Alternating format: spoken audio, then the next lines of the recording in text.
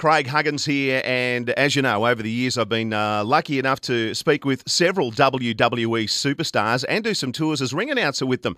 But I have never, ever had the opportunity to say g'day to one, and they would know what I mean. It's WWE Diva Emma. G'day! G'day, Craig. How are you? Hey, listen, congratulations on your rise to the WWE. Can I, straight off the bat, ask you, how does a girl from Melbourne end up being on the grandest stage of them all when it comes to wrestling? Yeah, it's crazy, isn't it? It's still surreal for me. Don't worry. So how did it happen? I would imagine that here in Australia you would have been wrestling at town halls and dingy pubs and so on, learning the craft, and then bang, you're at WrestleMania 30. That's pretty much it. I did. I started as a wrestling fan. I spent years training and wrestling in dingy pubs and halls and all those kind of things.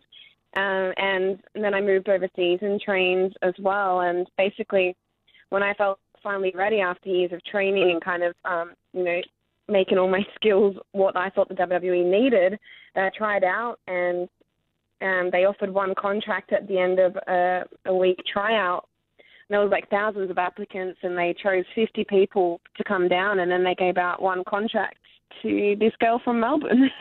It's an unbelievable story, but I do know, Emma, because I do know quite a bit about the game, that you're making it sound pretty easy, but I know some of those wrestling schools, it's pretty tough business. Tell us about your journey through your wrestling school in the States, because I know you went over and did some study over there.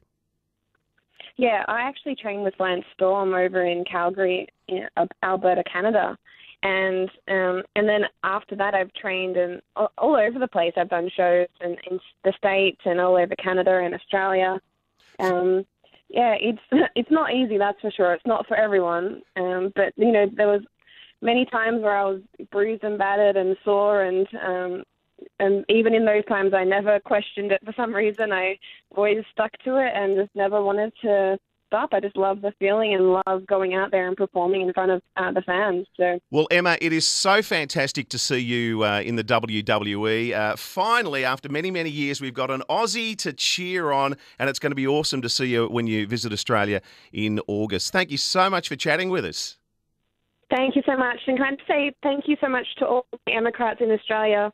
Without their support, there's no way I'd be here right now. So I'm just so excited to come out there in August and be able to compete in front of my home country.